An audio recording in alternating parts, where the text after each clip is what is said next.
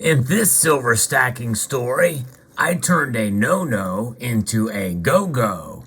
Let's explore.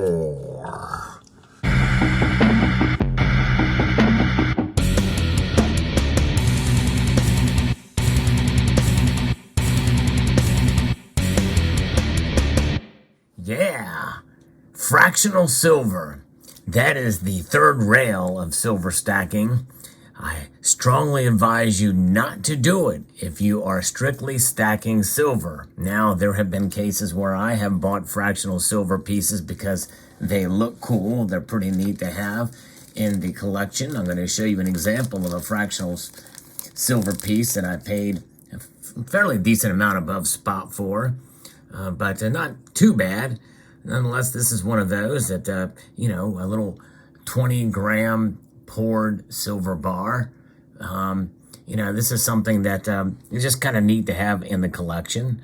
So you get pieces like this from time to time that you add, not necessarily for stacking, but just for the sheer enjoyment of it. It's a cute little piece. That's right, cute silver. Put the words cute silver in the comment section if you like to get cute silver from time to time. You saw that I did a video recently about how I'm still buying high premium silver. Well, fractional silver is certainly the epitome of high premium silver. You can pay a lot of money for it. And it's not necessarily for stacking. It's for the enjoyment factor for collecting. But nonetheless, if you're a pure stacker, fractional silver is something you want to steer clear from dramatically. However, it is good to be on the lookout. I mentioned in that video about doing your due diligence. Due diligence is what led to me acquiring these two 10th ounce silver pieces for very close to spot. In fact, they're like $2 a pop. And so there you go. It's very nice to be able to grab silver for very, very close to spot.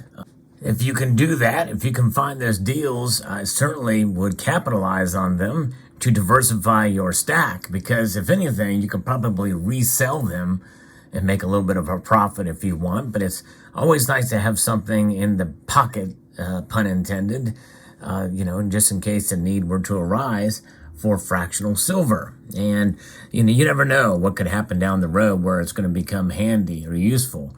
But mostly silver is one of those metals that you think about it in increments of 1 ounce size and above.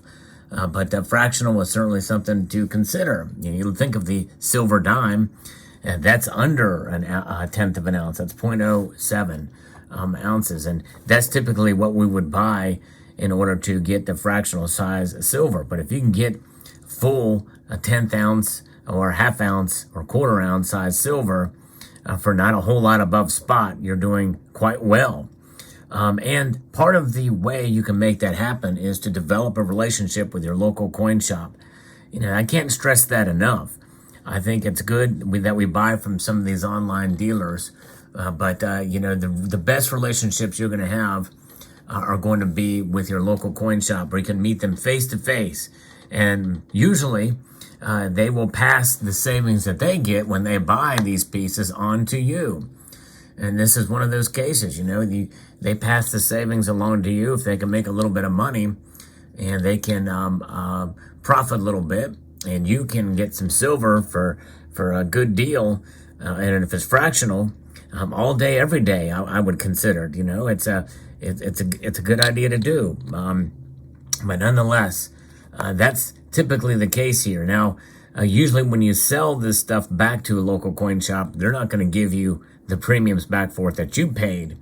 And I think that's one of the reasons why I was able to get it for very, very close. However, at the same time also, you do see these little 1 gram silver bars. They were charging quite a bit more for those. And so that is something else that you have to think about and consider too, because not only can you find good deals, you can also find some very bad deals at your local coin shop. And there are times, by the way, and part of developing that relationship is to understand that, yes, they need to be able to pay the bills. And they have extra costs that are much more of a big deal than some of the bigger online bullion dealers that have warehousing costs and to be able to process in mass scale. They can do it for probably less of a price than what local coin shops can do, which they may have anywhere between 1 all the way up to 10 employees. They've got to pay them. They've got to pay for the light bill, heat. They've got to pay rent on the building or pay the mortgage on the building. Then you have to think about taxes, all of the other things that they have to consider. So when they charge, typically it's going to be more for some silver or gold products, more than what you would find online. And you understand why they do that, because they can't hedge like some of these bigger bullion dealers do. And they have to charge more. And I think it's really a way for us to really support our local coin shop to pay a little bit more for the silver or gold that we get from them in order to develop that relationship. If you do that and show as a matter of good faith for them, they will reward you with deals like this from time to time. I really believe that. It's about give and take with bullion dealers. Some people have gone as far, and I've done that as well too, to, bring a little gift, bring them some lunch or something, have a conversation with them, get to know them as people. When you buy online, it's fairly impersonal, and there's times, and I've talked to some of the online bullion dealers, actually owners of the companies are very nice, but you don't get them when you make a transaction, Some of them don't even know if I've bought because they do so much business, and you're not getting quite the same service. I mean, people are behind the computer screens where you interact, but at the same time, the online bullion dealers, they're not as prone to be able to discount like a local coin shop is. And part of the price for that is you pay more at times when you do buy. And it's about keeping them in business because you never know what may come through that door in the brick and mortar shop. And when stuff comes through the door that you couldn't find anywhere, and it may be a nice vintage piece of silver. I have some other pieces here I'm tempted to show you, but I don't want to do that because I don't know how long, I don't want to just get a video too long and to also to deviate from what the message is. But, but it's about finding pieces that you normally wouldn't, like vintage silver pieces for the same price as modern regular bullion. Because a lot of the times they get it and they process it through as bullion, not necessarily wanting to take the time to go through and learn all of the numismatic or what the numismatic market for something is, because that numismatic market may not be there, like in a small little vintage bullion piece. Same thing with fractional. They can buy this stuff back in at the same price, per ounce or tenth of an ounce that they would normal silver. They're going to pass that savings along to you. And that's really the bottom line.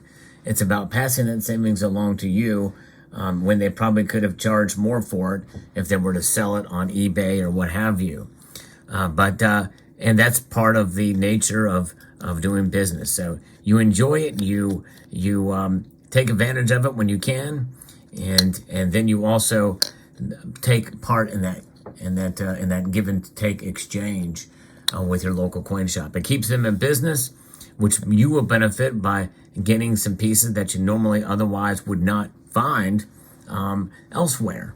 And I've done that so many times at my local coin shop, actually several of the shops that I visit in my area. It's amazing.